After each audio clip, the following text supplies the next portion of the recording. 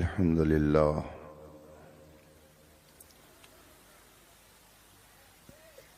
الحمد لله الذي نعمه لا تحصى وأمره لا يعصى ونوره لا يطفى ولطفه لا يكفى الذي فلق البحر لموسى وأحيا الميت لعيسى وجعل النار بردا وسلاما على خليله إبراهيم إمام الزهد والوراء وأرسل رسوله محمدا صلى الله عليه وسلم إلى كافة الخلق بدين الحق والهدى والصلاة والسلام على نبيه المصطفى المجتبى المنتقى المرتضى وعلى آله وأصحابه أولي الصدق والصفاء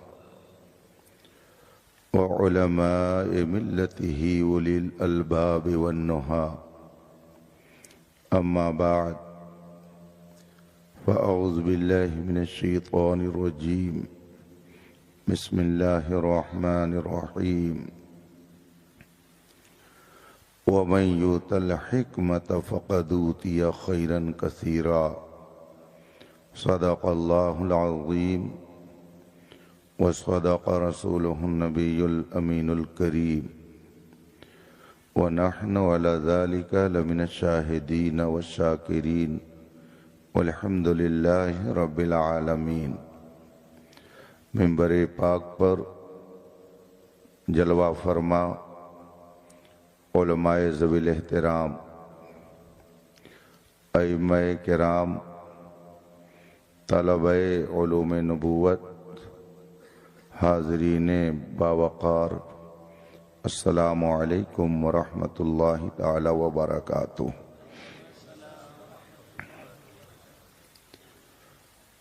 رفیقان گرامی قدر،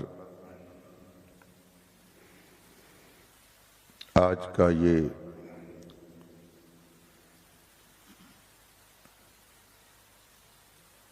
بارونق اجلاس جس میں ہم اور آپ شرکت کی سعادت حاصل کیے ہوئے ہیں، آپ کے محبوب ادارہ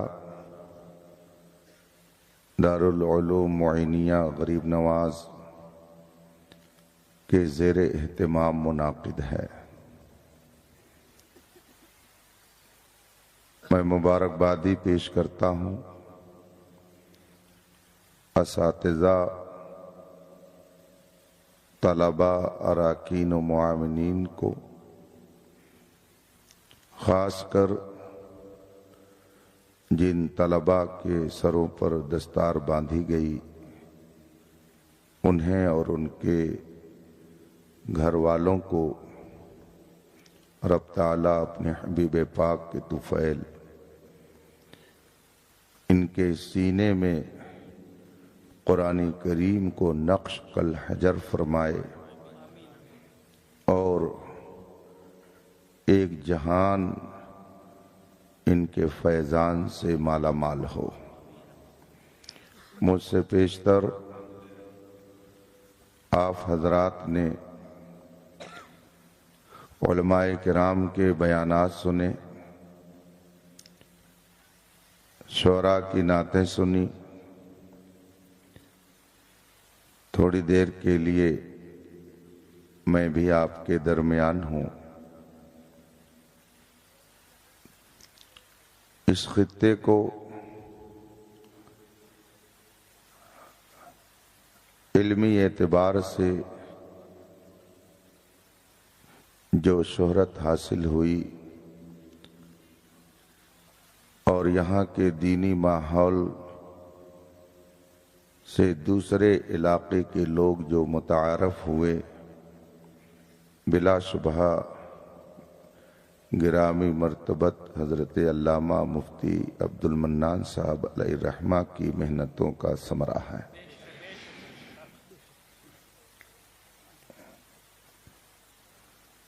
سچائی کا اعتراف کرنا دیانتداری ہے۔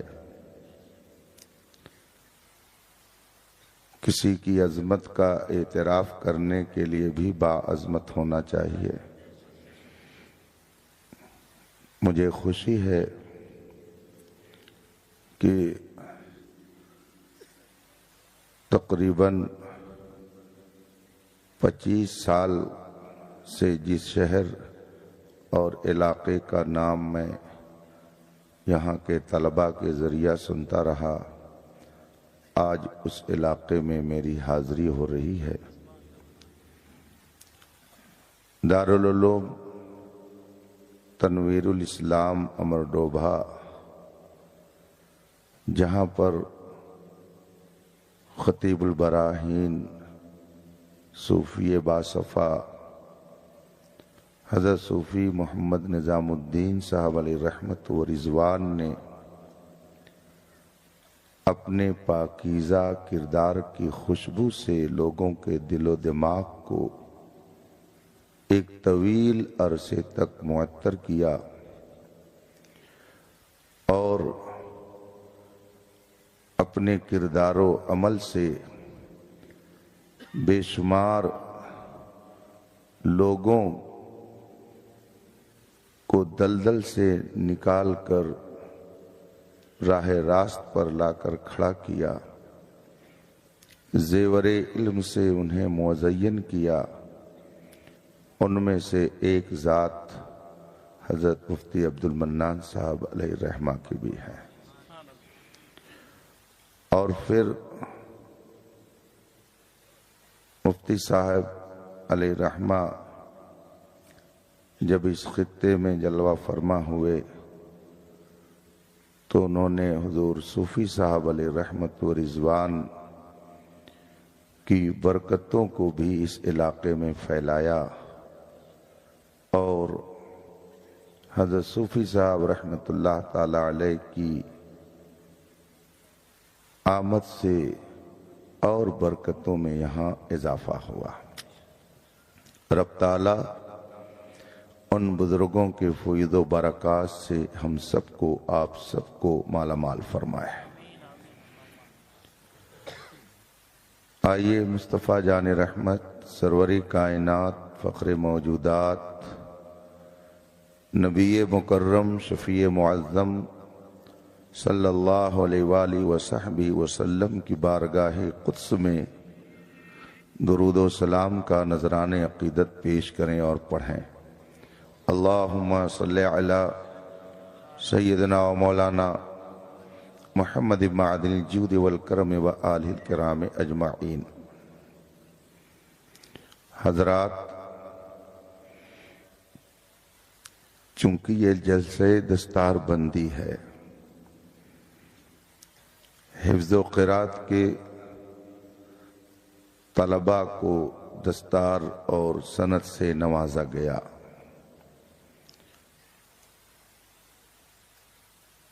آپ حضرات نے اس ادارے کا جو تعاون کیا، اس کا نتیجہ آپ سب کے سامنے اساتذہ اور اراکین نے رکھ دیا، اور رکھنے کے لیے انہوں نے یہ اہتمام کیا کہ آپ سب کو جمع کیا، علماء کا نورانی قافلہ اتارا، اور پھر ان طلباء کے سروں پر سب کے سامنے دستار باندھ کر انہیں بھی عزت سے نوازا گیا۔ اس سے آپ کو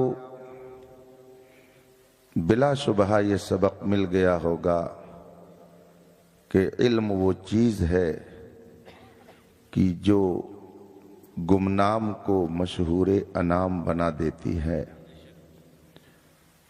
علم وہ نور ہے کہ تاریک دل کو ہی نہیں، تاریک علاقے کو بھی منور کر دیا کرتا ہے۔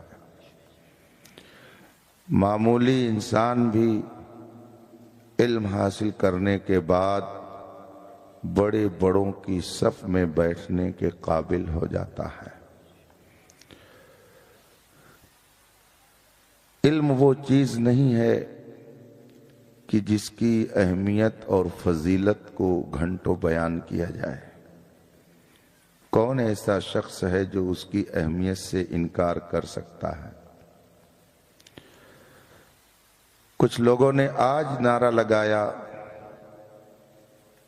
بیٹی پڑھاؤ بیٹی بچاؤ، مگر اسلام نے خشت اول جب رکھی تو پڑھانے اور ان کی عزت و آبرو کو بچانے کے لیے رکھی۔ اقرا کا پیغام سب سے پہلا پیغام ہے۔ اس کی وجہ یہ ہے کہ انسان کو اللہ تعالی نے دو چیزوں سے بنایا ہے، ایک جسم ہے اور ایک اس کی روح ہے۔ جسم اور روح میں جب تک اتحاد و اتفاق رہتا ہے تب تک انسان زندہ مانا جاتا ہے، اور اگر دونوں ایک دوسرے سے الگ ہو گئے، راستہ جدا ہو گیا، دونوں نے ایک دوسرے کا ساتھ چھوڑ دیا، تو پھر کہا جاتا ہے کہ انسان مردہ ہو گیا۔ اسی کو حضور حافظ ملت نور اللہ مرقدہ اپنے الفاظ میں یوں فرماتے کہ اتحاد زندگی ہے اور اختلاف موت ہے۔ انسان کو اللہ نے جسم اور روح سے ملا کر بنایا ہے۔ جسم بیمار ہوتا ہے، جسم کو بیماری لگتی ہے، بیماریوں میں کوئی چھوٹی بیماری ہوتی ہے، کوئی بڑی بیماری ہوتی ہے۔ اس وقت کے اعتبار سے جو بھینکر اور بڑی بیماری مانی جاتی ہے اسے کینسر کہا جاتا ہے۔ یہ بیماریاں انسان کے جسم کو لگتی ہیں۔ ان بیماریوں کو دور کرنے کے لیے دنیا کے اندر لاکھوں ہاسپٹل، دارالشفا، ہسپتال، کلینک، میڈیکل کالج قائم ہیں، اور پوری دنیا کے اندر جسم کی بیماریوں کو ختم کرنے کے لیے کوششیں کی جا رہی ہیں۔ دوائیں بھی دی جاتی ہیں، علاج بھی کیا جاتا ہے۔ کیا ایسا نہیں ہے کہ جس طرح سے انسان کا جسم بیمار ہوتا ہے اسی طرح سے انسان کی روح بھی بیمار ہوتی ہے؟ یہ ایک سچائی ہے جس سے انکار نہیں کیا جا سکتا ہے۔ انسان کا جسم بیمار ہوا تو اس کی روح بھی کہیں نہ کہیں کبھی نہ کبھی بیمار ہو جاتی ہے۔ جسم کی بیماری کے لیے ہزاروں ڈاکٹر اور نہ جانے کتنے کالج اور ہاسپٹل پائے جاتے ہیں۔ روح کی بیماری کیا ہے اور روح کی بیماری کا علاج کہاں ہوتا ہے؟ روح کی بیماری کیسے ختم ہوتی ہے؟ اس کے لیے آپ کو دنیا میں شاید کوئی میڈیکل کالج نہ ملے۔ میری معلومات کے مطابق شاید کوئی ایسا کالج ہو جہاں پہ روح کی بیماری کا علاج کیا جاتا ہو، میں تو نہیں جانتا ہوں کہ ہے۔ پوری دنیا کے اندر ترقی یافتہ ملکوں کو دیکھ لیجئے، ان کے ہاں جسم کی بیماری کا علاج تو ہزاروں طریقے سے ہوتا ہے، مگر روح کی بیماری نہ وہ سمجھ پاتے ہیں نہ اس کا وہ علاج کرتے ہیں۔ روح کی بیماری کیا ہے؟ ان علماء سے پوچھئے، یہ بتائیں گے۔ بڑے بڑے علماء نے اس پر تحقیق کی، بڑے بڑے علماء نے اس کو اپنی کتابوں میں لکھا، اور اس میں انہوں نے یہ واضح کیا کہ جس طرح سے جسم بیمار ہوتا ہے ایسی روح بھی بیمار ہوتی ہے۔ روح کی بیماریوں میں ایک بھیانک بیماری کا نام کفر اور شرک ہے۔ روح کی بیماریوں میں ایک بھیانک بیماری کا نام حسد اور بغض و کینہ ہے۔ روح کی بیماریوں میں سے ایک بھیانک بیماری کا نام غرور ہے، تکبر ہے، گھمنڈ ہے۔ یہ سب روح کی بیماریاں ہیں، اور ان بیماریوں سے بھی ایک بھینکر بیماری ہے جو ساری بیماریوں کی جڑ ہے۔ اسی بیماری کے پیٹ سے ساری بیماری پیدا ہوتی ہے۔ جس طرح سے ڈاکٹر بتاتے ہیں کہ معدہ بیماریوں کی جڑ ہے، معدہ صحیح سلامت اگر ہے تو جسمانی بیماریاں کم لاحق ہوں گی، ایسے ہی روحانی بیماریاں بھی کئی ایک ہیں، مگر ان ساری بیماریوں کے لیے ایک بھینکر بیماری ہے جو سب کی جڑ ہے۔ اب وہ کون سی بیماری ہے جو ساری بیماریوں کی جڑ ہے؟ آئیے تھوڑی دیر تصور میں ہم مکہ مکرمہ چلتے ہیں، حجاز مقدس چلتے ہیں، عرب میں اس وقت کے حالات کو دیکھتے ہیں جب ابھی میرے آقا صلی اللہ علیہ وآلہ وسلم نے تبلیغ کا کام نہیں شروع کیا تھا۔ وہاں پر ظلم، قتل، غارت گری، ڈاکہ زنی اور چوری، شراب نوشی اور زناکاری، یہ ساری بیماریاں، ساتھ ہی ساتھ کفر و شرک، یہ ساری بیماریاں موجود تھیں۔ رسول پاک صلی اللہ علیہ وسلم نے جب ان کو بلا کر کے راہ راست پر لانے کی کوشش شروع فرمائی اور فرمایا کہ خدا ایک ہے، اس کا کوئی شریک نہیں ہے، وہی لائق عبادت ہے، نہ جانے کتنے لوگوں نے گستاخیاں شروع کر دی، رسول کریم صلی اللہ علیہ وسلم کو ایذا دینا شروع کر دیا، رسول پاک کی شان میں گستاخیاں شروع کر دی۔ اللہ کے رسول صلی اللہ علیہ وسلم نے اس موقع پہ کیا فرمایا؟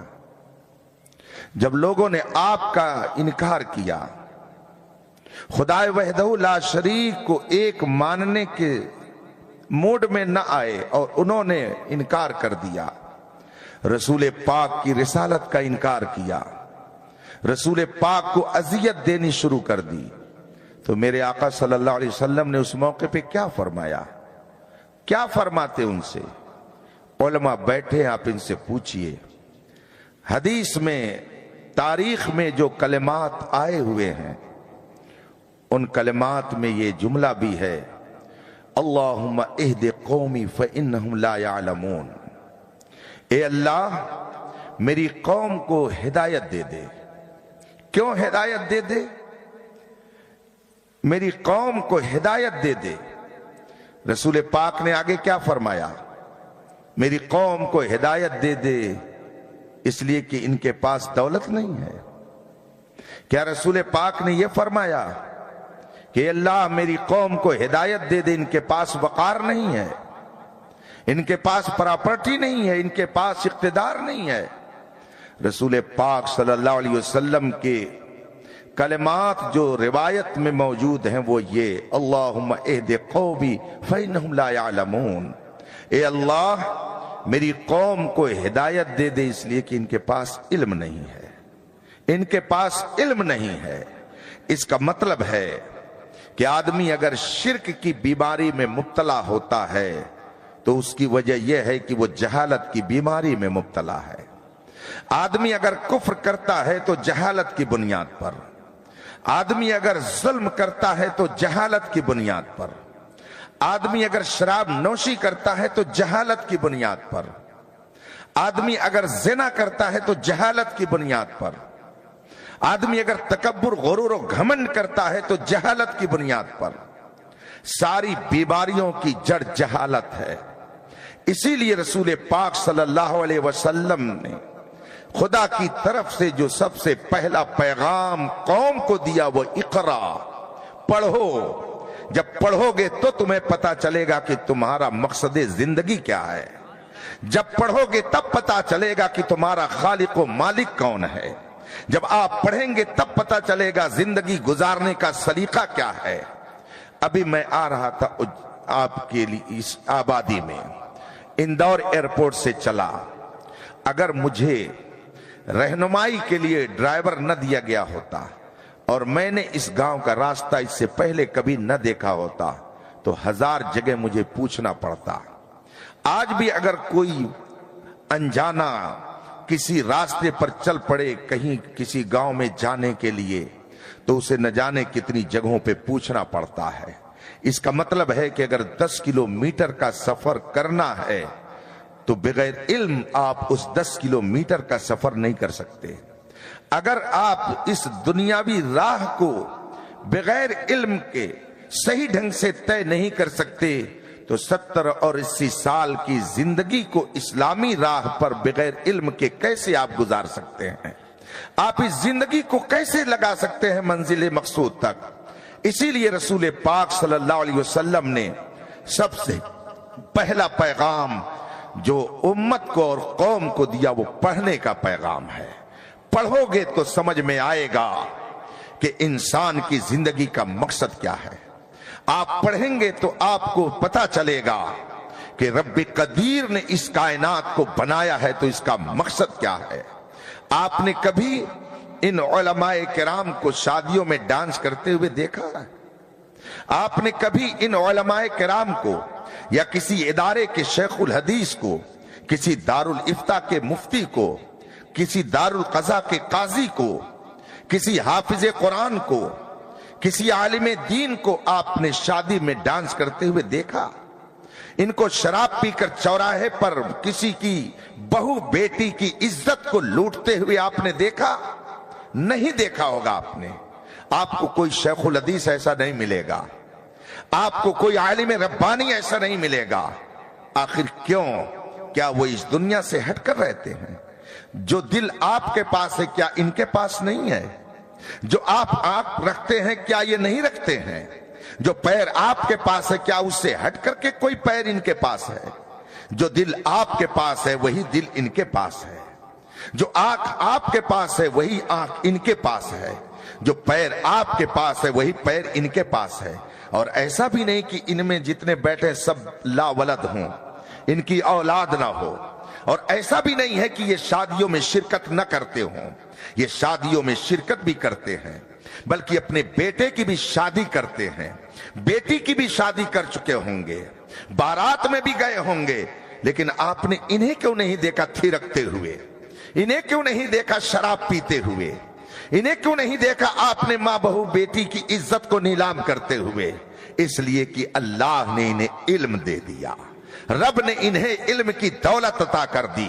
جب آدمی کے پاس علم آئے گا تب پتا چلے گا ہماری زندگی کا مقصد کیا ہے. آپ قرآن پڑھیں تو پتا چلے گا کہ جتنے احکام الہیہ ہیں اس میں خدا کا کوئی فائدہ نہیں ہے، جو فائدہ ہے وہ آپ کا فائدہ ہے. علماء بیٹھیں، آپ ان سے پوچھئے یا آپ کو بتائیں گے. مختصر لفظوں میں علماء نے سب کو جمع کر دیا ہے اور فرمایا ہے کہ جتنے شریعت کے احکام ہیں ان سب کو اگر سمیٹا جائے تو انسان کے اندر جو 5 اہم چیزیں ہوتی ہیں ان کی حفاظت مقصود ہے. جتنے بھی شریعت کے احکام ہیں وہ سب کے سب آپ کے تحفظ کے لیے ہیں. وہ 5 چیزیں کیا ہیں جن کی حفاظت کے لیے اسلام نے قانون لگایا ہے؟ انسان کی جان، انسان کا مال، انسان کی عقل اور انسان کا نسب اور انسان کا دین. اس کو علمی زبان میں کلیات 5 کہا جاتا ہے. جتنے شریعت کے احکام ہیں وہ انہی 5 کی حفاظت کے لیے ہیں. جو حکم شریعت ہے یا تو انسانوں کی جان کی حفاظت کے لیے ہے، یا تو ان کے مال کی حفاظت کے لیے ہے، یا تو ان کی عقل کی حفاظت کے لیے ہے، اور یا تو ان کے نسب کی حفاظت کے لیے ہے، یا ان کے دین کی حفاظت کے لیے ہے. مثال کے طور پر قرآن کریم نے ارشاد فرمایا وَمَن يَقْتُلْ مُؤْمِنًا مُتَعَمِّدًا، جس نے جان بوجھ کر کسی صاحب ایمان کو قتل کیا اس کا ٹھکانہ بھینکر ہے، سخت ہے. من قتل نفسا بغیر نفس، جس نے بغیر کسی جرم کے کسی किसी जान को कत्ल किया उसकी ये सजा है, उसका ये जुर्म है। आखिर कत्ल को शरीयत ने हराम क्यों करार दिया है? उसकी वजह है ताकि इंसानों की जान की हिफाजत हो जाए। कत्ल को इस्लाम ने सख्त हराम करार दिया इंसान की जान की हिफाजत के लिए। अब दूसरे नंबर पर आइए, आखिर डाका जनी को इस्लाम ने हराम क्यों करार दिया? गसब करने को इस्लाम ने हराम क्यों करार दिया? चोरी करने को इस्लाम ने हराम क्यों करार दिया? ताकि माल का तहफ्फुज हो जाए, किसी का माल न जाए हो, किसी के माल पर दूसरा जबरदस्ती कब्जा न कर ले। इसलिए शरीयत मुताहरा ने आपके लिए माल के तहफ्फुज के तौर पर ये सारे कवानीन लगाए हैं। और आगे चलिए, माल की हिफाजत के लिए कानून बनाया, जान की हिफाजत के लिए कानून बनाया। आखिर नशा आवर चीजों को शरीयत ने क्यों हराम किया है? इस मौके पर मुझे एक वाकया याद आता है। नींद तो नहीं आ रही आप लोगों को? बात खत्म कर दें? नींद आ रही है? नहीं आ रही तो थोड़ी देर सुन लीजिए, बर्दाश्त कर लीजिए, शायद कि उतर जाए तेरे दिल में मेरी बात। एक मौके पर मैं सफर करने के लिए निकला और दिल्ली की फ्लाइट से मैं भुवनेश्वर जा रहा था। इत्तेफाक से मेरे बगल की सीट पर एक हैंडसम नौजवान बैठा हुआ था। मेरी अपनी आदत है, मैं अपने वक्त को जाय नहीं करता। मेरे बड़े ही करम फरमा मुर्शिद इजाजत फकीह मिल्लत मुफ्ती जलालुद्दीन अहमद अमजदी रहमतुल्लाह ताला अलैह हैं। उन्होंने एक मौके पर मुझसे फरमाया, मौलाना जो वक्त की कद्र करता है तो फिर बाद में वक्त भी उसकी कद्र करता है, और जो वक्त की कद्र नहीं करता तो जमाना भी उसकी कद्र नहीं करता है। और अपने बारे में उन्होंने फरमाया कि जलालुद्दीन अमजदी ने वक्त की कद्र किया तो जमाना इसकी कद्र करता है। तो आज मैं भी ये जुमला तहदीस नेमत के तौर पर इस्तेमाल कर सकता हूं कि अगर इन हजरात के दिल में मेरी अजमत का चिराग जल रहा है और यहाँ के वो फारिकीन अलीमिया जो चाह रहे थे कि कभी आए, तो आप इनसे पूछ लीजिए कि मैं अपने वक्त की कद्र करता हूं कि नहीं करता हूं। आप इनसे पूछे, ये बताएंगे। मैं आज भी अल्हम्दुलिल्लाह किताबों के मुताले में जहां भी रहता हूं लगा रहता हूं। सफर हो हजर हो, मैं अपना काम लिखने पढ़ने का लेकर चलता हूं। मैंने जो ही फ्लाइट फजा में पहुंची, मोबाइल खोला और मैंने किताब पढ़ना शुरू कर दिया। जाहिर सी बात है, जो आम लोग हैं वो यही समझते हैं कि अरबी जबान में जो भी लिखा हो वो कुरान ही होगा। उसने भी यही समझा और बगल में बैठे हुए शख्स ने मुझसे पूछा, क्या कुरान पढ़ रहे हैं? मैंने कहा नहीं, मैं कुरान नहीं पढ़ रहा हूं। है अरबी ही जबान में ये किताब, मगर कुरान नहीं है, मैं कुछ और पढ़ रहा हूं। उसने कहा क्या पढ़ रहे हैं? मैंने कहा कि इस दुनिया के बाद एक दुनिया होगी, मैं उस दुनिया के बारे में पढ़ रहा हूं। जब मैंने उससे ये बात कही तो वो मेरा मुंह तकने लगा कि क्या इस दुनिया के बाद भी कोई दुनिया है जिसकी रीडिंग आप कर रहे हैं? मैंने कहा हाँ, इस दुनिया के बाद भी एक दुनिया है। ये कौन बताएगा? ये साइंसदान नहीं बताएगा, खालिके कायनात बताएगा, या खालिके कायनात जिसे बताएगा वो बताएगा। मेरे मुस्तफा को रब ने ये बताया है। रब ने इस कायनात को बनाया है तो उससे बेहतर कौन बता सकता है? और जिसके लिए बनाया है उससे बेहतर कौन बना सकता है? वो जो न थे तो कुछ न था, वो जो न हो तो कुछ न हो, जान है वो जहान की, जान है तो जहान है। रब्बे कायनात ने इस कायनात को बनाया तो वो जानेगा कि कब क्या आएगा, कब क्या होगा, और जिसे बताया है वो जानेगा। अल्हम्दुलिल्लाह हम उसी बताने वाले के बताए हुए रास्ते पर चल रहे हैं। मैंने कहा उस दुनिया के बारे में मैं पढ़ रहा हूं। उसकी दिलचस्पी बढ़ी, उसने कुछ मुझसे सवालात किए। अब मैंने सोचा कि जरा मालूम करूं कि ये जनाब है क्या। चुनांचे मैंने उससे पूछा आप करते क्या हैं? उसने फौरन अपना नाम बताया, जिससे मालूम हुआ कि ये गैर मुस्लिम साहब थे और फिर वो डॉक्टरी पेशे से मुताल्लिक थे। हमने कहा चलिए बड़ी अच्छी बात है, सफर आसानी से गुजर जाएगा। उन्होंने मुझसे कहा कि मैं एक सवाल आपसे करूं। मैंने कहा बताइए क्या सवाल है। انہوں نے مجھ سے یہ کہا کہ یہ بتائیے کہ آپ کے دھرم میں نشہ کو کیا منع کیا گیا ہے؟ میں نے کہا ہاں، ہمارے مذہب میں نشے کو منع کیا گیا ہے، بہت سختی سے منع کیا گیا۔ اب اس نے کہا کیوں منع کیا گیا؟ ہم نے کہا آپ تو ڈاکٹر ہیں، آپ کے لیے سمجھنا کوئی مشکل نہیں ہے، بتائیے اگر آدمی نشہ کرے گا تو پھر اس کے جسم پر اس کا کچھ اثر پڑے گا کہ نہیں پڑے گا؟ کہا بالکل پڑے گا، اس کے جسم پر اثر یہ پڑتا ہے۔ ہم نے کہا کیا اثر پڑتا ہے؟ کہا اس کی عقل فوراً بیکار ہو جاتی ہے۔ ہم نے کہا ایک چیز آپ نے تسلیم کر لیا کہ اگر آدمی نشہ کرے گا تو اس کی عقل خراب ہو جائے گی، اور اسی کے ساتھ ساتھ یہ بھی میں بتا دیتا ہوں جس کو آپ تسلیم کریں گے کہ اگر چند سال آدمی شراب کا نشے کا عادی ہوا تو چہرے کا حسن ختم ہو جائے گا، رونق اس کی ختم ہو جائے گی، ڈیفنس انرجی اندر کی جو طاقت و قوت مدافعت ہے وہ ختم ہو جائے گی۔ اس نے کہا ہاں یہ بھی ہو سکتا ہے۔ میں اب آگے تھوڑی دیر اس واقعے کو روک کر کے آپ سے کہنا چاہوں گا کہ اس وقت جو اسلام دشمن تحریکیں ہیں وہ آپ کے عقیدے کو برباد کرنے کے لیے الگ ڈھنگ سے کام کر رہی ہیں، اور آپ کی جسمانی نشو و نما کو برباد کرنے کے لیے الگ ڈھنگ سے کام کر رہی ہیں۔ جگہ جگہ کے تجھے تھک چکے ہنگامے نشاط لذت خواب گراں بدل ڈالو، غلط روی سے منازل کا بودھ بڑھتا ہے، مسافر و روش کارواں بدل ڈالو۔ اسی ہندوستان کے ایک صوبے میں ایک مرتبہ تقریر کرنے کے لیے گیا، وہاں کچھ نوجوان اور کچھ دانشور ملاقات کرنے کے لیے آئے، اور انہوں نے کہا کہ حضرت اسلام دشمن طاقتوں نے ہمارے خطے کے نوجوانوں کو مکمل طور پر منظم طریقے سے نشے کا عادی بنانے کا پلان بنایا ہے۔ ہم نے کہا وہ کس لیے؟ کہا اس لیے کہ اس کی وجہ سے جو ان کا جذبہ ہے وہ سرد ہو جائے گا، جو ڈیفنس انرجی ہے وہ ختم ہو جائے گی، چہرے کی رونق ان کی ختم ہو جائے گی، پھر ہمارے گھروں کی بچیاں دوسروں کے دروازے پہ دستک دیں گی۔ یہ ان کا پلان ہے، اس پلان کے تحت ایسا کیا جا رہا ہے، اور نہ جانے کتنے نوجوان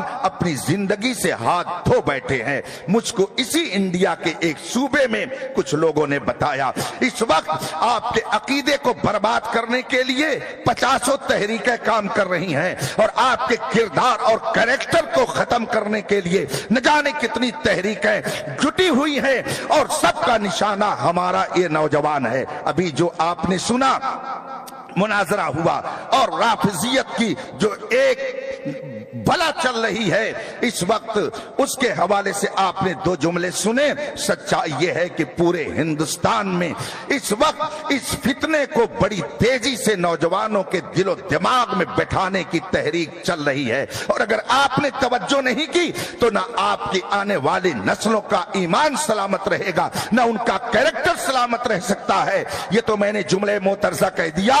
اس نوجوان سے میں نے کہا بتائیے جسم کے اوپر یہ سب اثر پڑتا ہے کہ نہیں پڑتا ہے؟ اس نے کہا ہاں یہ بھی ہوتا ہے۔ اب میں نے سوچا کہ لاؤ ذرا اسے اور سمجھا دوں۔ میں نے اس سے کہا کہ آپ نے ابھی بتایا کہ آدمی اگر نشہ کرتا ہے تو اس کی عقل خراب ہو جاتی ہے، آدمی اگر نشہ کرتا ہے تو اس کی جسمانی نشو و نما اس کی برباد ہو جاتی ہے، چہرے کی رونق ختم ہو جاتی ہے، قوت مدافعت جس کو ڈیفنس انرجی کہتے ہیں وہ ختم ہو جاتی ہے۔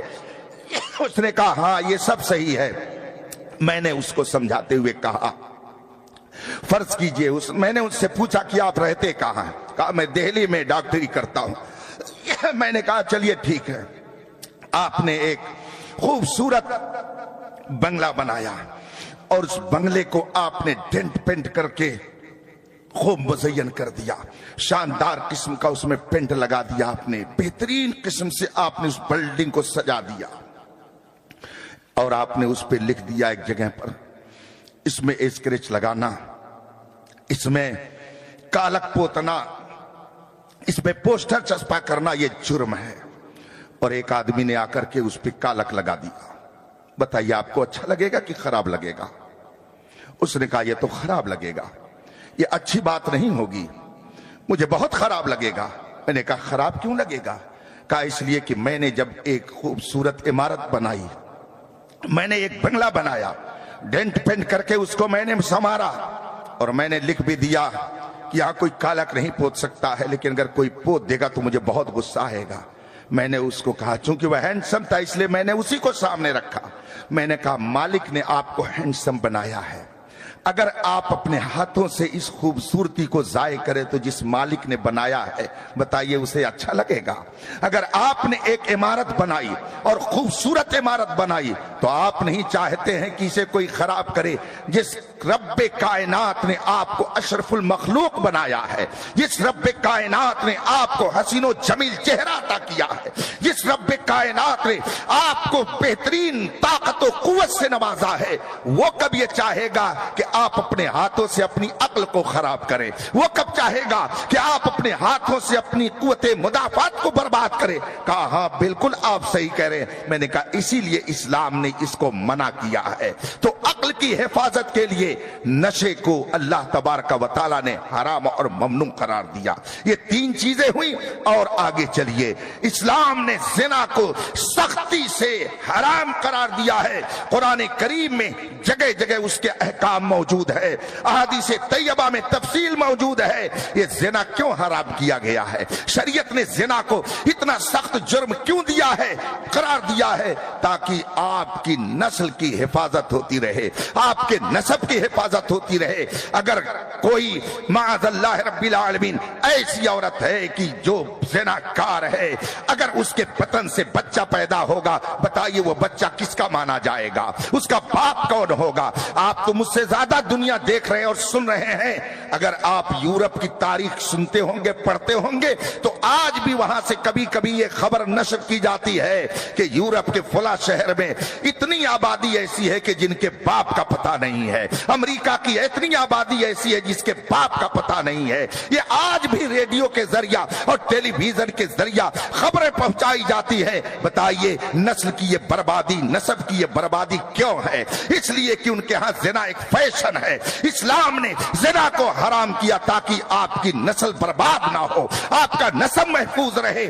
عقل کی حفاظت اسلام کا مقصود ہے، جان کی حفاظت اسلام کا مقصود ہے، مال کی حفاظت اسلام کا مقصود ہے، عقل کی، جان کی، مال کی، نسب کی اور ساتھ ہی ساتھ دین کی حفاظت مقصود ہے۔ اسی لیے شرک اور کفر کو حرام قرار دیا۔ یہ 5 چیزیں ہیں، بتائیے اس میں خدا کو کس چیز کی ضرورت ہے؟ کیا اسے جان کی ضرورت ہے؟ کیا اسے مال کی ضرورت ہے؟ کیا اسے عقل کی ضرورت ہے؟ کیا اسے نسب کی ضرورت ہے؟ وہ ان سب سے پاک ہے۔ تو آخر یہ قانون کس کے لیے بنایا گیا ہے؟ یہ خدا نے اپنے لیے نہیں بنایا ہے، یہ آپ کے نفع کے لیے بنایا ہے، آپ کی منفعت کے لیے بنایا ہے، آپ کے فائدے کے لیے بنایا ہے۔ اگر آپ ان قوانین پر عمل کریں گے تو قرآن کا اعلان ہے وَمَن يُطِعِ اللَّهَ وَرَسُولَهُ فَقَدْ فَازَ فَوْزًا عَظِيمًا۔ جس نے اللہ و رسول کی اطاعت کی وہی ایک کلاس کا کامیاب انسان کہا جائے گا۔ آج لوگ کہتے ہیں دنیا کہاں سے کہاں چلی گئی، یہ ہمارے علماء یہ 1400 سال پرانی ہی بات سنا رہے ہیں۔ دنیا کہاں سے کہاں چلی گئی، یہ 1400 سال پرانی بات لا کر کے قوم کے درمیان رکھتے ہیں۔ آپ انصاف سے بتائیے گا دنیا کہاں سے کہاں چلی گئی؟ ذرا مجھے بتا دیجئے، نمرود کہاں چلا گیا؟ فرعون کہاں چلا گیا؟ شداد کہاں چلا گیا؟ قارون کہاں چلا گیا؟ ابو جہل کہاں چلا گیا؟ ابو لہب کہاں چلا گیا؟ یہ بڑی بڑی طاقتیں، یہ بڑے بڑے حکمراں کہاں چلے گئے؟ یہ سب زمین میں ختم ہو گئے، سڑ گئے، گل گئے، ان کا کوئی وجود نہیں ہے مگر مصطفیٰ کے وفادار غوث اعظم کل بھی زندہ تھے، آج بھی زندہ ہیں۔ خواجہ غریب نواز کل بھی زندہ تھے، آج بھی زندہ ہیں۔ مخدوم پاک کل بھی زندہ تھے، آج بھی زندہ ہیں۔ امام احمد رضا کل بھی زندہ تھے، آج بھی زندہ ہیں۔ خطیب البراہین کل بھی زندہ تھے اور آج بھی زندہ ہیں۔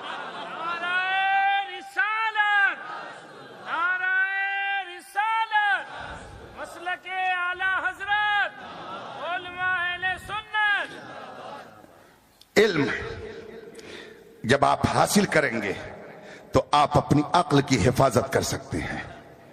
اگر آپ علم نہیں حاصل کریں گے، آپ کے پاس علم نہیں رہے گا تو نہ آپ اپنے ایمان کا تحفظ کر سکتے ہیں، نہ اپنی جان اور مال، نہ اپنی بیوی اور بچوں کا۔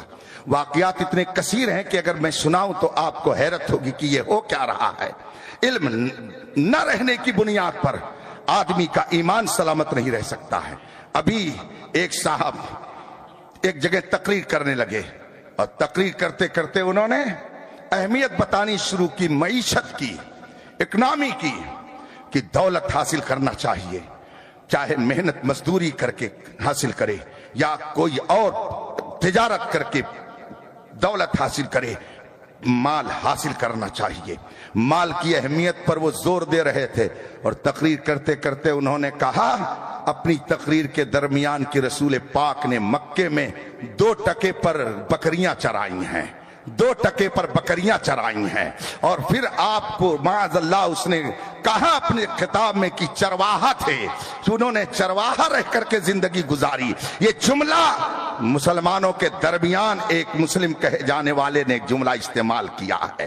تو اب مال کی اہمیت کو بتانے کے لیے اس نے رسول پاک کو پیش کیا۔ اب اس کی جہالت نے اس کے ایمان کو برباد کر دیا، وہ نہ سمجھ سکا کہ رسول پاک صلی اللہ علیہ وسلم نے کبھی اجرت پر بکریاں نہیں چرائی ہیں۔ عرب میں اپنی بکریوں کو چرانا عیب نہیں سمجھا جاتا تھا، رسول پاک نے ان بکریوں کو چرایا، پیسے لے کر کے مزدوری کر کے آپ نے بکریاں نہیں چرائی، مگر اس کی جہالت نے جب معیشت کی طرف توجہ کر کے لوگوں کو مال کی اہمیت بتانی چاہی تو اپنا ایمان ہی اس نے برباد کر ڈالا۔ ایک پردھان جی صاحب، ایک پردھان جی اتفاق سے پردھانی کے الیکشن میں جیت گئے۔ ان کے مخالف نے سوچا کوئی شوشہ گوشہ ملے تو پھر میں بتاؤں۔ اللہ تعالی حسد اور بغض سے ہماری حفاظت فرمائے۔ ان کو مل گیا ایک شوشہ، اتفاق سے انہی کے گھر میں راشن کوٹا بولتے ہیں، الیکشن ہو گیا، پردھانی بھی آ گئی، راشن کوٹا بھی انہی کے گھر میں تھا، غالباً میاں بیوی کے نام دونوں چیزیں آ گئی۔ حزب اختلاف نے موقع غنیمت جانا درخواست دے دیا، اور اس کے بعد جب پردھان جی کو پتہ چلا تو انہوں نے وکیل سے مشورہ لیا۔ وکیل نے کہا کہ آپ کی پردھانی بھی بچ جائے گی اور آپ کے گھر میں راشن کوٹا بھی باقی رہے گا، آپ ایسا کیجئے کہ الیکشن کی تاریخ سے کچھ مہینہ پہلے کا ایک ایفیڈیوٹ بنوا لیجئے، جس میں آپ یہ درسائیے، لکھ دیجئے کہ میں نے اپنی بیوی فلاں کو طلاق دے دی ہے، یہ آپ لکھ کر کے ایک رکھ لیجئے، اب جب کوئی افیسر چیک کرنے کے لیے آئے تو آپ دکھا دیجئے۔ اس طریقے سے پردھانی بھی باقی رہے گی اور کوٹا بھی باقی رہے گا۔ جب انہوں نے یہ کر لیا، شدہ شدہ یہ بات محلے میں پہنچی، پہلے ایک مسالہ تھا اب 2 مسالہ ہو گیا۔ اس مخالف نے پورے محلے میں شروع کر دیا یہ کہنا کہ فلاں نے اپنی بیوی کو طلاق دے کر کے رکھا ہے، یہ تو اور بڑا جرم ہو گیا۔ اور جب یہ مسئلہ پردھان جی کے سامنے آیا، اب تک تو وکیل صاحب یاد آ رہے تھے، اب تک تو حاکم یاد آ رہے تھے، اب تک افیسر کا رخ دیکھ رہے تھے، جب بیوی کا مسئلہ آیا تو کہا حضرت کے پاس چلا جائے، مولانا صاحب کے پاس چلا جائے۔ اب جب مشکل آئی بیوی کے معاملے میں تو ان کو مولانا صاحب یاد آئے۔ آج بھی یہی ہوتا ہے، دکان پر بیٹھ کر کے علماء پر تبرہ کرنے والے جب موت کا ان کے وقت آتا تو کہتے امام صاحب کو بلا لائیے ذرا سورہ یاسین پڑھتے۔ اس موقع پہ عالم یاد آتا ہے، امام یاد آتا ہے، گاؤں کا پیشوا یاد آتا ہے۔ چنانچہ علماء کے پاس یہ مسئلہ پہنچا کہ بیوی کو طلاق پڑی کی نہیں پڑی، اس لیے کہ اس نے فرضی طور پر یہ کیا تھا۔ میرے پاس ایک صاحب نے فون کیا انہوں علماء میں سے اور کہا حضرت کیا مسئلہ ہے؟ میں نے غصے میں کہا اس پردھان سے جا کر کے کہہ دیجئے پورے گاؤں میں ڈگڈگی بجا کر کے بتا دے کہ بیوی کے پردھانی بھی بچی ہے، کوٹا بھی بچا، دونوں بچا ہے، لیکن بیوی نہیں بچی ہے، بیوی نہیں بچی۔ وہ فرضی طلاق نامہ بنایا ہو یا واقعی بنایا ہو، شریعت آپ کو مذاق کرنے کے لیے کبھی ان معاملات میں اجازت نہیں دیتی ہے۔ اسی لیے اگر کوئی جلال میں غصے میں بیوی کو طلاق دے دے تب بھی طلاق پڑے گی۔ ویسے عموماً آدمی غصے ہی میں دیتا ہے، محبت میں کوئی نہیں طلاق دیتا ہے، سب جلال ہی میں طلاق دیتے ہیں۔ جہاں کہیں ایسا مسئلہ تھا، ابھی 4-6 مہینہ پہلے ایک 60 سال کا بڈھا میری درسگاہ میں آ کر کے بیٹھ گیا، اس کے انداز سے میں نے سمجھ لیا کہ کچھ معاملہ اس کا گڑبڑ ضرور ہے۔ وہ آ کے بیٹھا سلام کر کے، میں نے کہا کیا بات ہے؟ کہا حضرت کیا بتائیں، اور وہ جھگڑا ہو رہا تھا، میں نے اپنی بیوی کو طلاق دے دیا۔ میں نے کہا 60 سال کے بڈھے ہو گئے اور ابھی ابھی بھی جذبہ سرد نہیں ہوا، جلال اتنا زیادہ، بڈھی کو طلاق دے کر کے آئے ہو مفتی صاحب کے پاس کہ کوئی صورت نکال دی جائے۔ کہا حضرت کیا بتائے، بہت غصہ اس نے دلا دیا تو غصے میں نے طلاق دے دی۔ تو غصے کی حالت میں طلاق پڑے گی کہ نہیں پڑے گی؟ میں نے کہا کوئی پیار میں طلاق دیتا ہے کیا؟ آئے ہو تم یہاں پہ مسئلہ پوچھنے کے لیے اور کہتے ہو میں نے غصے میں یہ کر دیا۔ یاد رکھیے شریعت کے قانون کے ساتھ مذاق کرنے کا کسی کو حق نہیں ہے۔ آپ اگر نہیں جانتے ہیں تو یہ آپ کی جہالت شریعت اسلامیہ کی عدالت میں عذر نہیں ہو سکتی ہے۔ مثال کے طور پر کسی نے جرم کیا، پکڑا گیا اور جج کے پاس پہنچا دیا، کورٹ میں پہنچ گیا اور جج نے فیصلہ سنا دیا کہ اس نے جرم کیا ہے، اس کے ساتھ یہ سزا ہونی چاہیے، اس کو یہ سزا دی جائے۔ اب وہ جناب ہاتھ جوڑ کر کے کہے صاحب ہم نہیں جانتے تھے کہ اگر یہ جرم کیا جاتا ہے تو اس کی یہ سزا ہے، آپ نے آج بتا دیا، ہم آئندہ ایسا کام نہیں کریں گے۔ انصاف سے بتائیے گا کیا جج اس کو معاف کر دے گا؟ کیا جج اس کو چھوڑ دے گا؟ عدالت اس کو بے قصور قرار دے دے گی؟ نہیں۔ کیوں نہیں؟ اس لیے کہ جب آپ ہندوستانی ہیں تو ہندوستانی ہونے کے ناطے ہندوستان کے قانون کا جاننا آپ کے لیے ضروری تھا۔ یہ جہالت عذر نہیں ہو سکتی ہے۔ اگر دنیا کی کورٹ میں یہ جہالت عذر نہیں ہو سکتی ہے تو مجھے بتایا جائے شریعت اسلامیہ کے نزدیک آپ کی جہالت عذر کیسے ہو سکتی ہے؟ اس لیے اگر کوئی کہتا ہے میں نہیں جانتا تھا تو یہ عذر نہیں ہے، نہیں جانتے تھے یہ خود ہی ایک بہت بڑا جرم ہے۔ اس لیے رفیقان محترم بات بہت لمبی ہو جائے گی، میں تفصیل میں نہیں جاؤں گا، وقت بہت تیزی سے گزر گیا۔ دیکھیے تقریباً 50 منٹ آپ سے گفتگو کرتے ہوئے ہو گیا۔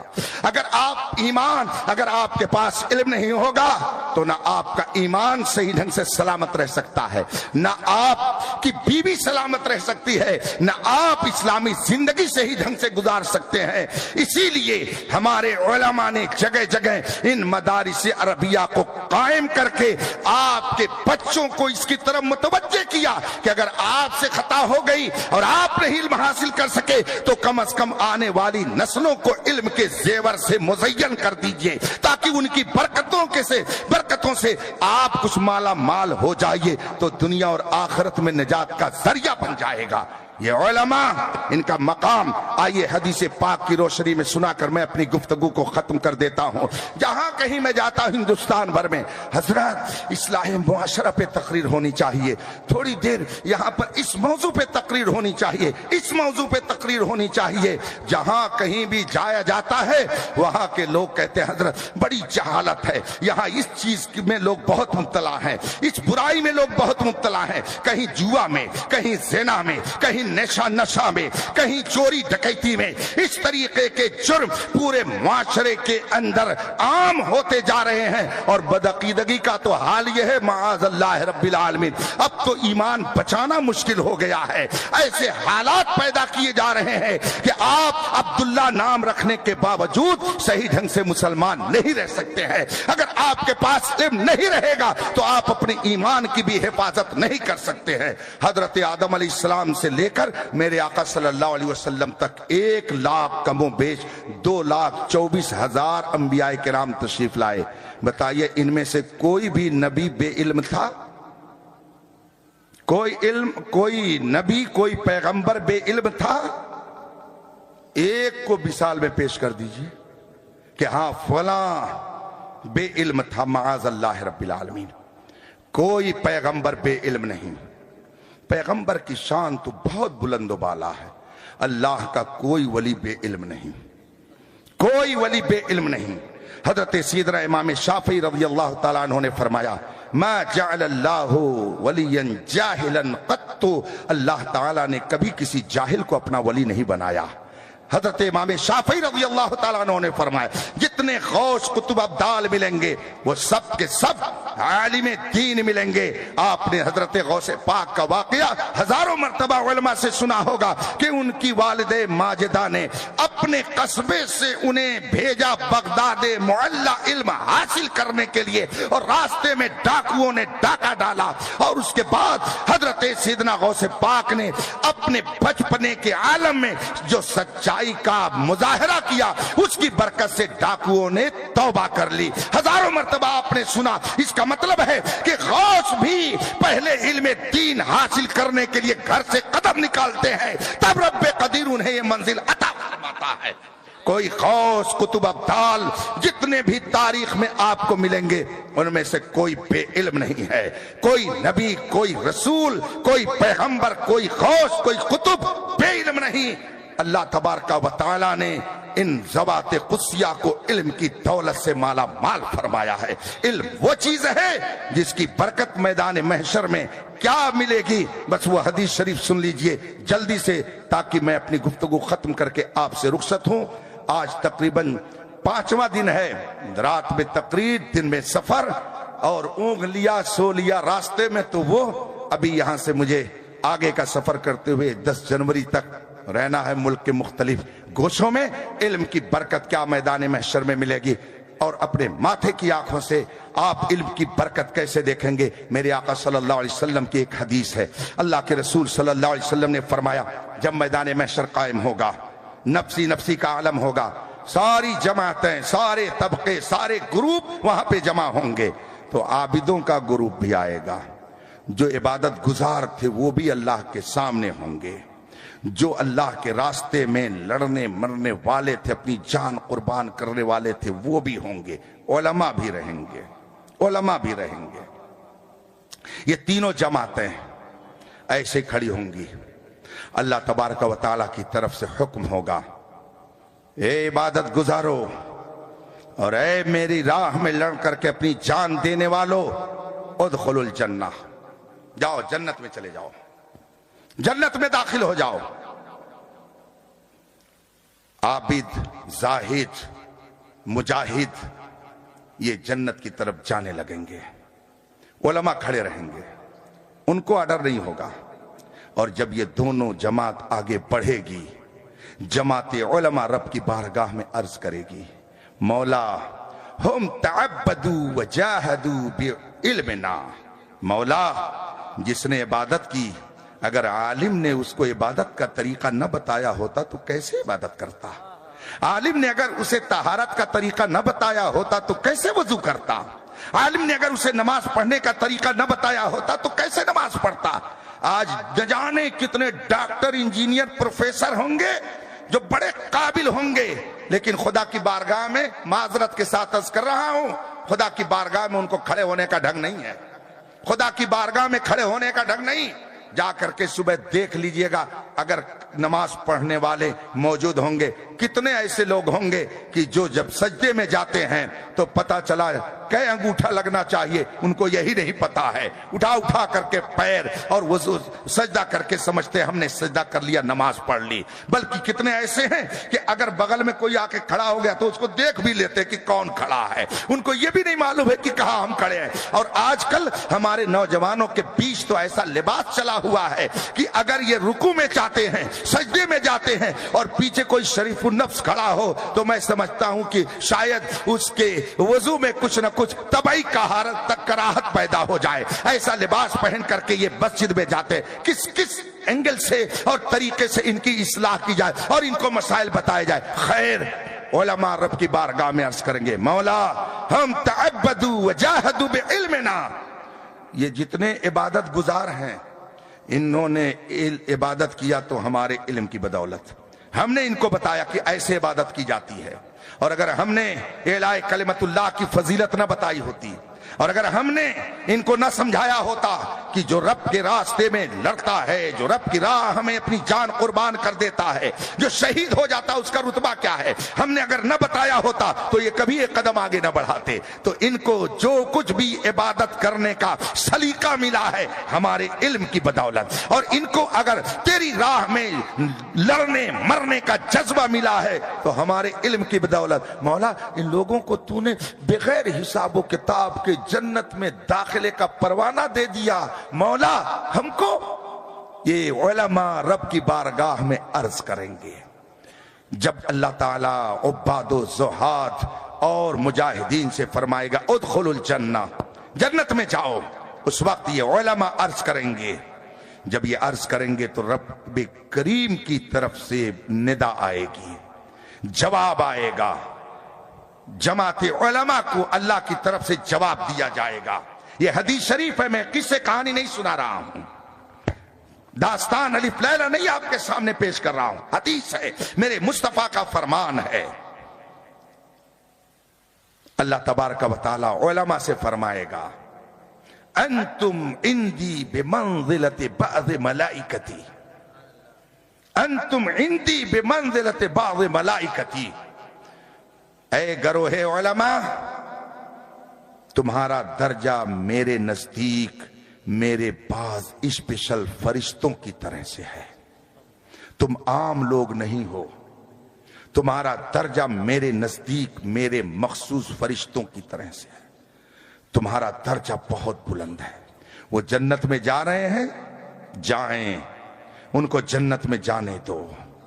آؤ اے گروہ علماء، آؤ اشفعوا اشفعوا، اللہ فرمائے گا گروہ علماء آؤ آؤ، تنہا جنت میں مت جاؤ، جس جس کو لے کے جانا چاہتے ہو نشاندہی کرتے جاؤ، اشفعوا، شفاعت کرو تو شفعوا، تمہاری شفاعت قبول کی جائے گی، تم ایسے ہی نہیں جنت میں جاؤ گے، جس جس کو لے کر کے جانا چاہو جنت میں۔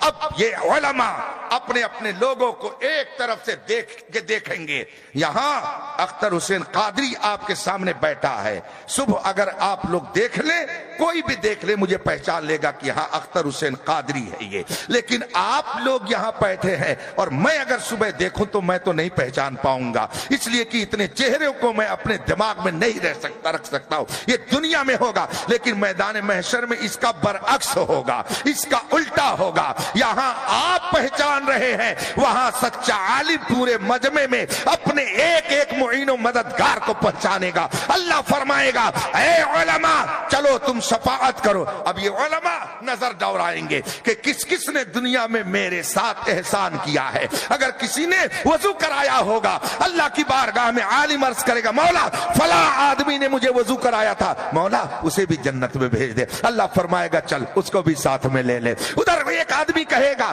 میں نے بھی تو کچھ کیا ہے، عالم کہے گا مولا اس نے اس مدرسے میں تعاون کیا تھا جس میں میں پڑھتا تھا، میرے علم کے حصول میں اس کا تعاون ہے، مولا میں چاہتا ہوں کہ آج اس کا بدلہ دے دیا جائے، مولا اس کے حق میں بھی میری شفاعت قبول کر لے۔ چنانچہ اللہ فرمائے گا اس کی بھی شفاعت اس کی جاتی ہے، اس کی بھی بخشش کی جاتی ہے۔ چنانچہ عالم جس جس کے بارے میں شفاعت کرے گا رب قدیر اس عالم کی اس شخص کے بارے میں شفاعت کو قبول کر لے گا۔ پھر ایک جمع غفیر ہوگا، عالم آگے آگے جائے گا، پیچھے پیچھے جماعت علماء کے ساتھ ان کے مقتدی ان کے ماننے والے ہوں گے، اور یہ جمع غفیر لے کر کے جب جنت کے دروازے پر پہنچے گا عالم ربانی تو جنت کا داروغہ کہے گا آپ کے لیے ہے، یہ پیچھے کہاں سے لے کر کے آ گئے، اتنی بھیڑ کہاں سے لے کے آ گئے؟ اس وقت رب کی طرف سے ندا ہوگی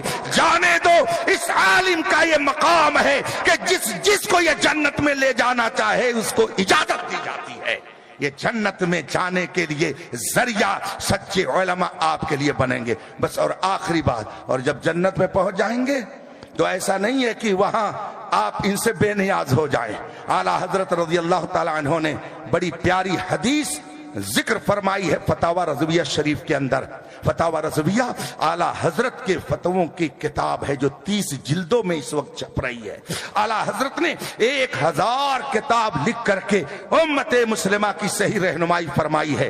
1000 کتابیں اعلیٰ حضرت نے لکھ کر کے دنیا کو عطا کیا ہے، اور اپنے علم اپنے عقل سے حیران کر دیا لوگوں کو۔ اسی لیے خود بطور تحدیث نعمت آپ نے کہا ملک سخن کی شاہی تم کو رضا مسلم، یہ سمت آ گئے ہو سکے بٹھا دیے ہیں۔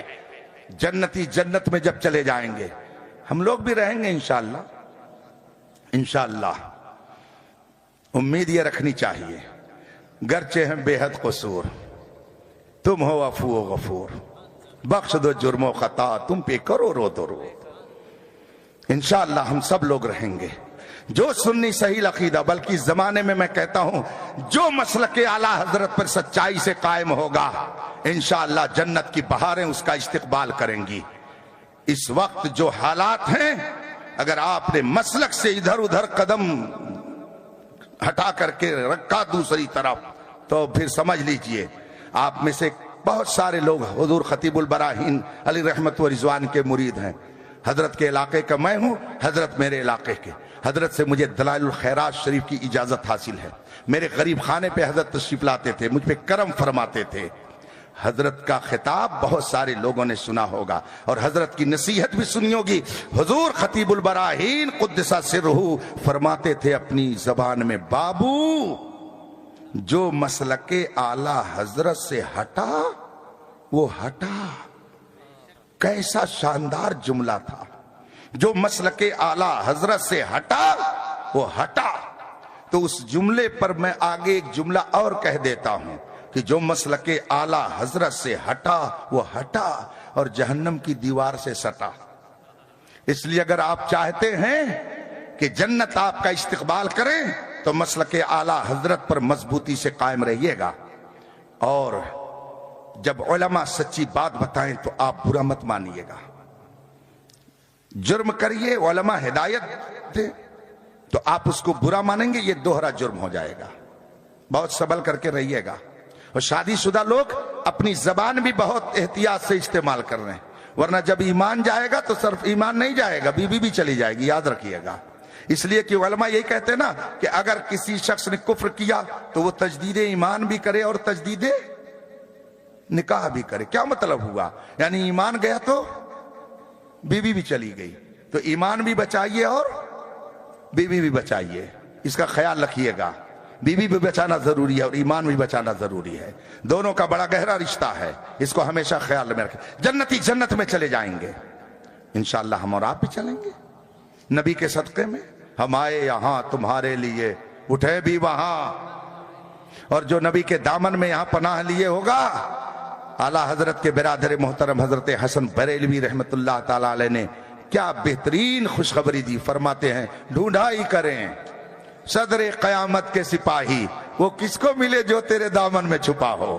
اسی لیے اعلیٰ حضرت نے فرمایا آج لے ان کی پناہ، آج مدد مانگ ان سے، کل نہ مانیں گے قیامت میں اگر مان گیا. اس لیے مضبوطی سے مسلک اعلیٰ حضرت پر قائم رہیے گا. نبی کی محبت کو سب پر فوقیت دیجیے گا. دنیا کے سارے محبوب ساتھ چھوڑ دیتے ہیں، وہی ایک ایسے محبوب ہیں کہ جو قبر میں بھی اجالا بن کر کے آئیں گے. یاد رکھیے گا اعلیٰ حضرت نے فرمایا ہے قبر میں لہرائیں گے تا حشر چشمے نور کے، جلوہ فرما ہوگی جب طلعت رسول اللہ کی. اس لیے اس سے کوئی سمجھوتا نہ کیجیے گا. اگر آپ چاہتے ہیں قبر کی تاریک کوٹھری میں روشنی رہے تو عشق نبی کا چراغ لے کر کے قبر میں جائیے گا. ورنہ چاہے آپ دولت کما لیں یا پوری دنیا کے بادشاہ بن جائیں، کچھ ہونے جانے والا نہیں ہے. میرے مرشد گرامی حضور تاج الشریعہ فرماتے ہیں سنیت ہے تو سب کچھ ہے، سنیت نہیں تو آپ کتنے بڑے ڈاکٹر ہیں، انجینئر ہیں، پروفیسر ہیں، لائر ہیں، جو بھی ہیں آپ سمجھیں. لیکن جو سنی صحیح العقیدہ نہیں ہے وہ جنت کی بہاریں نہیں دیکھ سکتا ہے. جسے جنت میں جانے کا شوق ہو وہ مصطفیٰ کی غلامی کا پٹا گلے میں ڈالے رہے. جنتی جنت میں چلے جائیں گے. اب اللہ کی طرف سے اعلان ہوگا، اللہ کی طرف سے اعلان ہوگا. اور کیا چاہیے جنتیوں؟ بتاؤ اور کیا تمہیں چاہیے، تمہاری کیا تمنا ہے؟ جنتی جب رب کا یہ اعلان سنیں گے تو آپس میں ایک دوسرے سے کہیں گے کیا مانگیں؟ جنت میں تو سب ہے، کون سی چیز ہے جو جنت میں نہیں ہوگی؟ شاندار مکان، بہترین قسم کا لباس، عمدہ قسم کی غذائیں، جو چاہے گا انسان سب جنت میں. وَلَكُمْ فِيهَا مَا تَشْتَهِي أَنفُسُكُمْ وَلَكُمْ فِيهَا مَا تَدَّعُونَ. قرآن کہتا ہے جو تمہارا دل چاہے گا سب اللہ تعالیٰ تمہیں عطا کرے گا جنت کے اندر. سب رہے گا جنت میں، ساری چیزیں رہیں گی.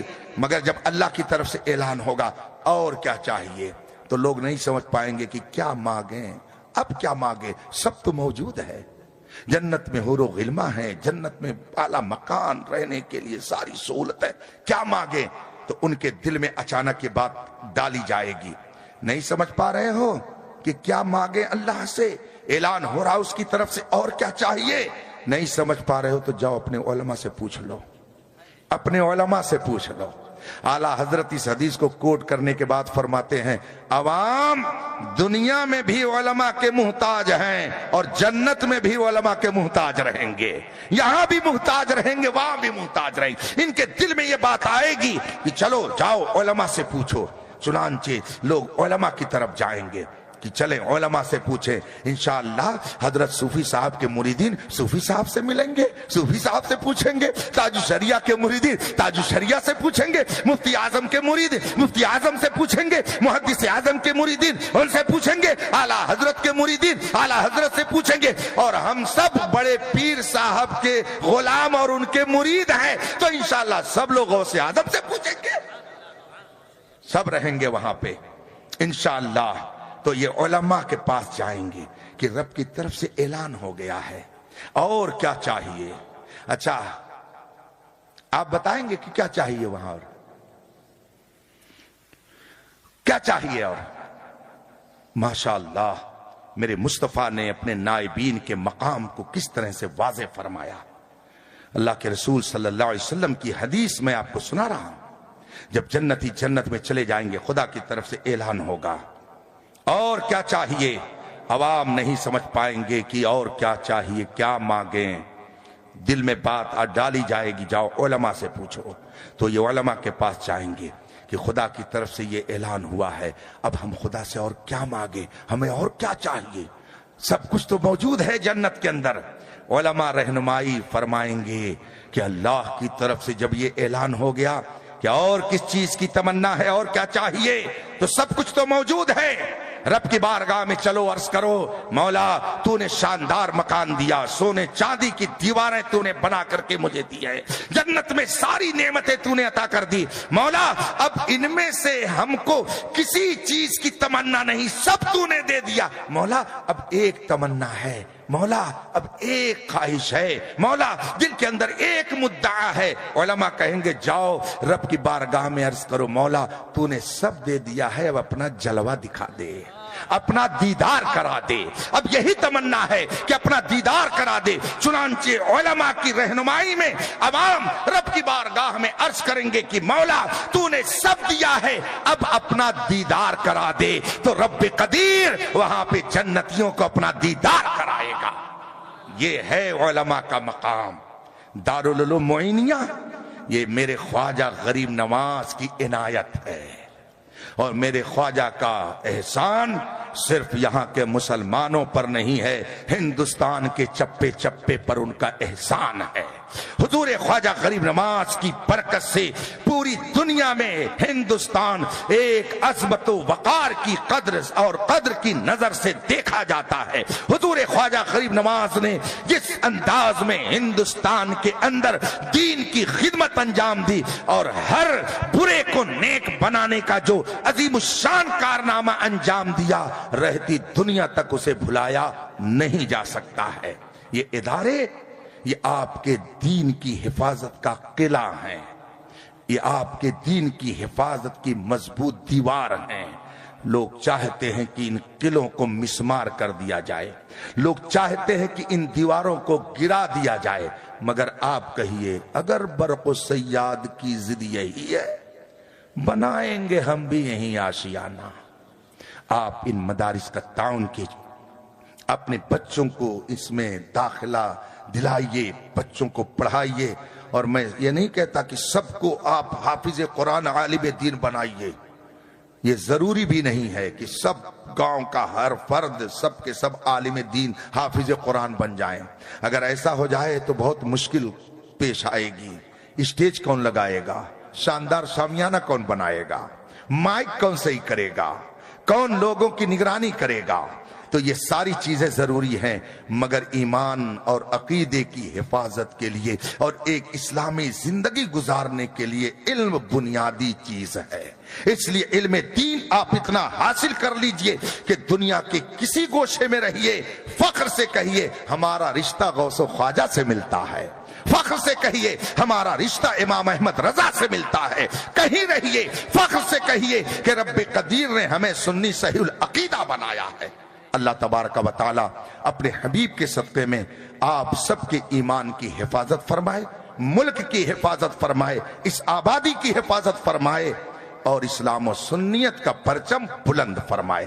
جو طلبہ فارغ ہو رہے ہیں آپ اپنی نیک خواہشات کے ساتھ ان کے لیے دعا کیجئے، یہ جہاں رہیں دین کے محافظ بن کر کے رہیں، دین کے پاسبان بن کر کے رہیں۔ حضرت مفتی عبد المنان صاحب نے یہاں سے بے شمار لوگوں کو ادھر ادھر بھیج کر کے ان کو زیور علم سے آراستہ کرنے کے لیے جد و جہد کی، انشاءاللہ قبر میں بھی انہیں اس کا ثواب مل رہا ہوگا، اور جنت میں تو انشاءاللہ بہار جو انہیں ملے گی وہ ہم لوگ بھی اپنے ماتھے کی آنکھوں سے دیکھیں گے۔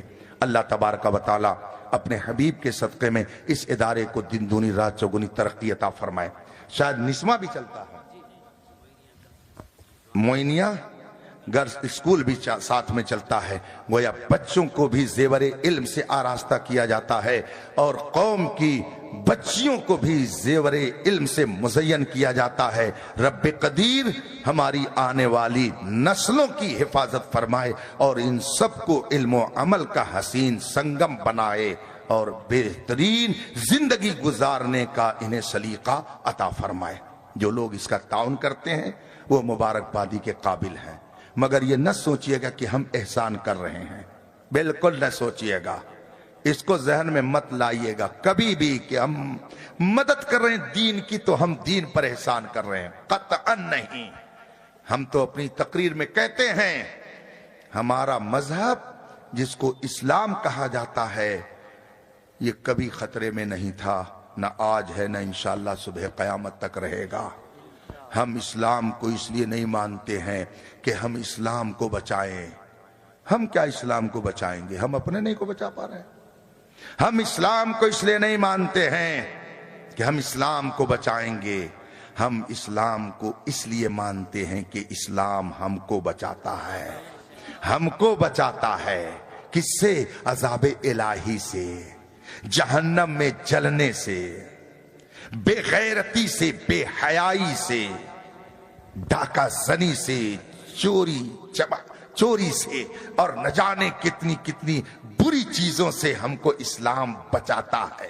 الخبیثات للخبیثین الطیبات للطیبین، پاک لوگوں کے لیے پاکیزہ غذائیں، خبیث لوگوں کے لیے خبیث غذائیں۔ رب قدیر نے ہم کو پاکیزہ غذا دیا، رب قدیر نے ہم کو پاکیزہ عقیدہ دیا، رب قدیر نے ہم کو پاکیزہ زندگی گزارنے کا طریقہ عطا فرمایا۔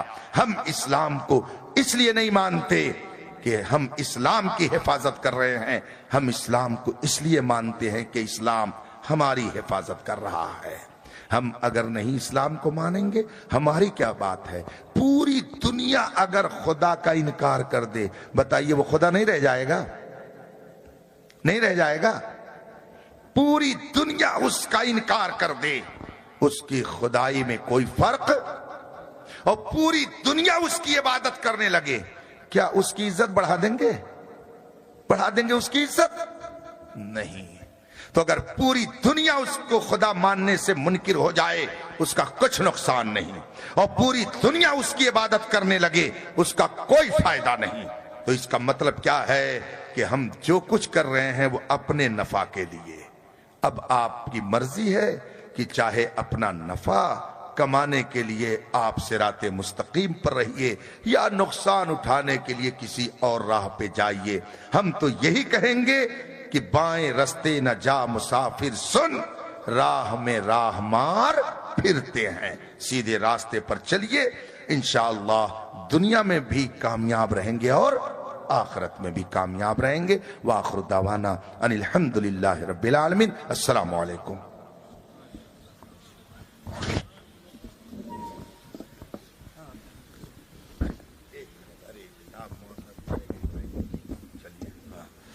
چلیے اس کا بھی ماشاءاللہ میں نے سوچا تھا کہ درمیانے یہ عزیز گرامی مولانا بلال احمد نظامی صاحب جو حضرت مفتی عبد المنان صاحب علیہ رحمہ کی محنت اور کوشش کا ثمرہ ہیں، انہوں نے علم حاصل کیا اور ابھی آپ نے سنا کہ یہاں کے پڑھے ہوئے بچوں نے اتنی ترقی کی کہ انہوں نے اردو میں مضمون بھی لکھا، کتاب بھی لکھی، مقالے بھی لکھے۔